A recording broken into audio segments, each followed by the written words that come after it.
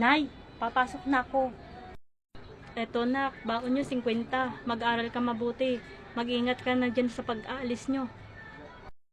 Salamat na sa baon ko. Okay, sige, papasok na ako. Babay na. Alis na ako ngayon.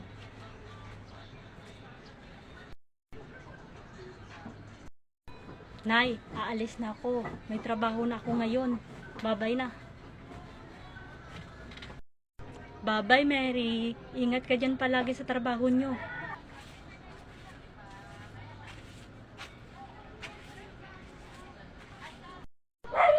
Tita, aksidente anak mo si April.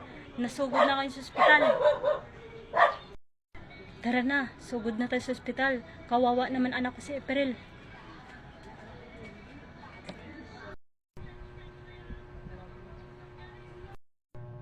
Dok, kamusta pakiramdam anak ko si April? Gagaling ba yan?